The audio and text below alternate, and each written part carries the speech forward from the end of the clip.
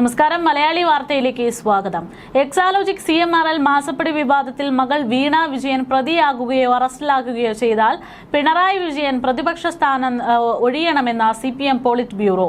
പിണറായി പിന്മാറണമെന്ന് പറയാൻ general secretary MA ബേബിക്ക് ധൈര്യം പോരാത്ത സാഹചര്യത്തിൽ പ്രകാശ് കാരാട്ടും ബംഗാൾ പ്രതിനിധികളുമാണ് മുന്നേ നിലപാട് വ്യക്തമാക്കിയിരിക്കുന്നത്. മകൾ വീണ കരിമണൽ കമ്പനിയിൽ നിന്ന് കോഴ വാങ്ങി എന്ന ചോദ്യത്തിന് പോളിറ്റ് ബ്യൂറോയിൽ ഉത്തരം നൽകാൻ പിണറായിയെ കൊണ്ട് സാധിച്ചിട്ടില്ല. 3 കോടി കിട്ടിയെങ്കിൽ അതിന് ആദായ നികുതി അടച്ചതിനാൽ പ്രശ്നം തീരുന്നു എന്നുള്ള MV ഗോവിന്ദന്റെ ന്യായീകരണവും പോളിറ്റ് ബ്യൂറോയിൽ ചെലവായിട്ടുമില്ല. ഈ മാസം 29-ന് EDയുടെ ചോദ്യം ചെയ്യലിന് പിന്നാലെ വീണ തൈക്കണ്ടിയെ പട്ടികയിൽ ചേർത്തേക്കുമെന്നാണ് സൂചനകൾ. അങ്ങനെയാണെങ്കിൽ വീണയുടെ അക്കൗണ്ടിലേക്ക് കരിമണൽ കമ്പനി പണം കൊടുത്തത് മുഖ്യമന്ത്രി പിണറായി വിജയന് നൽകിയ കോഴയായിരുന്നതായിട്ടാണ് കണ്ടെത്തുക. അത് തെളിയിച്ചാൽ പണി പാളും. കരിമണൽ ഖനനത്തിന് പിണറായി വിജയൻ വഴിവിട്ട് സഹായം ചെയ്ത സാഹചര്യം അടുത്തായി പിണറായി വിജയനെയും ED ചോദ്യം ചെയ്യാനുള്ള ഒരു അവസരത്തിലേക്കാണ് ഇത് എത്തിക്കുക. കഴിഞ്ഞ ദിവസങ്ങളിൽ EDക്ക് മുന്നിൽ വീണ വിജയൻ തുടർച്ചയായി ഹാജരായത് പിണറായി വിജയനെയും പാർട്ടി നേതൃത്വത്തെയും വലിയ ആശങ്കയിലാഴ്ത്തിയിട്ടുണ്ട്. മുൻ പാർട്ടി സംസ്ഥാന സെക്രട്ടറി കോടിയേരി ബാലകൃഷ്ണന്റെ മകൻ ലഹരി കേസിൽ മാസങ്ങളോളം ജയിലിലായപ്പോൾ ധാർമ്മികത ഉത്തരവാദിത്തം ഏറ്റെടുത്തുകൊണ്ട് കോടിയേരി സെക്രട്ടറി സ്ഥാനം ഒഴിഞ്ഞതൊക്കെ ശ്രദ്ധേയമാണ്. അന്ന് പാർട്ടി സ്വീകരിച്ച അതേ നിലപാട് പിണറായി വിജയന്റെ കാര്യത്തിലും ആവർത്തിക്കണമെന്നാണ് ഇപ്പോൾ പോളിറ്റ് ബ്യൂറോയിൽ ഉയർന്നിരിക്കുന്ന ആവശ്യം. വീണ സാമ്പത്തികമായ കുറ്റകൃത്യം നടത്തിയതും കോഴ വാങ്ങിയതും പിണറായി വിജയന്റെ മകളും മുഹമ്മദ് റിയാസിന്റെ ഭാര്യയുമായതുകൊണ്ടാണെന്നും നിലവിലത്തെ സാഹചര്യത്തിൽ വീണ പ്രതിപട്ടികയിൽ വരുമെന്നിരിക്കെ പ്രതിപക്ഷ നേതാവ് സ്ഥാനത്ത് നിന്ന് തുടരാൻ പിണറായി വിജയന് സാധിക്കില്ല എന്നുമാണ് സൂചന. ED ചോദിച്ച നിർണായകമായിട്ടുള്ള ഒരു ചോദ്യത്തിനും വ്യക്തമായിട്ടുള്ള ഉത്തരം നൽകാൻ വീണയ്ക്ക് സാധിച്ചിട്ടില്ല. എക്സാലോജി കമ്പനി എന്തിന് പണം തന്നു, എന്തു സേവനം അവർക്ക് നൽകി, വെറുതെ പണം തന്നാൽ തന്നെ മുഖ്യമന്ത്രിയുടെ മകൾ എന്തിന് സ്വീകരിച്ചു, ഇങ്ങനെ തുടങ്ങി ഒരുപാട് സുപ്രധാനപ്പെട്ട ചോദ്യങ്ങൾക്കാണ് വീണ മൗനം തുടരുന്നത്. CMRL കമ്പനിയുമായുള്ള സാമ്പത്തിക ഇടപാടിൽ വീണ നൽകിയ മൊഴികളിലെ അവ്യക്തതകൾ മാത്രമല്ല തുടർ ചോദ്യങ്ങൾക്ക് മറുപടി നൽകാതിരുന്നതും EDയെ ചൊടിപ്പിച്ചിട്ടുണ്ട്.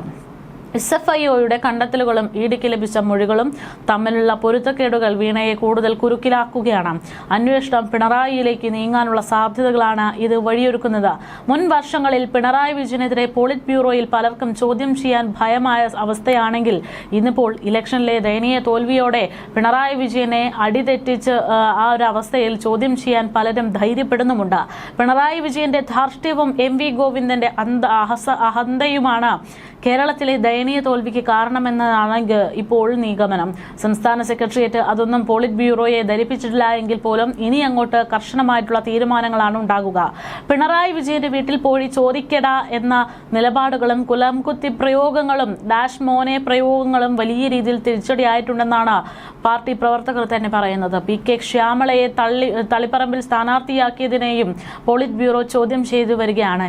ഈ കാര്യത്തിൽ MV ഗോവിന്ദന് യാതൊരു മറുപടിയും നൽകാനായിട്ടില്ല. കേരള നിയമസഭാ തിരഞ്ഞെടുപ്പിലേറ്റ കനത്ത പരാജയത്തിന് കാരണം സ്ഥാനാർത്ഥി നിർണയത്തിലെ പാളിച്ചകളും ഗുരുതരമായിട്ടുള്ള സംഘടനാ ദൗർബല്യവുമാണെന്ന് CPM പോളിറ്റ് ബ്യൂറോയിൽ ഇപ്പോൾ വിലയിരുത്തലുകൾ നടക്കുന്നുണ്ട്.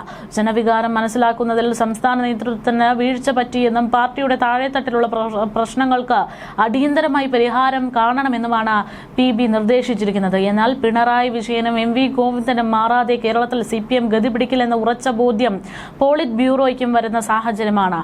പിണറായി വിജയൻ പ്രതിപക്ഷ നേതാവായിരിക്കുന്നതിനെതിരെയും കഴിഞ്ഞ PBയിലും എതിർപ്പുകൾ ഉയർന്നിരുന്നു. പിണറായിയുടെ മകൾ വീണ തുടർച്ചയായി ED ചോദ്യം ചെയ്യുന്ന സാഹചര്യത്തിൽ CPMനെ അടിത്തറ തന്നെ ഇടകുന്ന രീതിയിലാണ് കാര്യങ്ങൾ പോകുന്നത്. വീണ കോഴ വാങ്ങിയെന്നും അതിന് പിണറായി വിജയൻ കരിമണൽ കർത്തയ്ക്ക് വഴി വിട്ട സഹായം നൽകിയെന്നും പാർട്ടിയിലെ തലച്ചോറ് പണയപ്പെടുത്തി അടിമ സഖാക്കൾക്കൊഴികെ മറ്റെല്ലാവർക്കും വ്യക്തമാകുന്ന സാഹചര്യമാണ്. ഈ നിലയിൽ പോളിറ്റ് ബ്യൂറോയ്ക്ക് പിണറായി വിജയനെ നീതീകരിക്കാൻ എളുപ്പമല്ല എന്നുള്ളതാണ് ചുരുക്കം.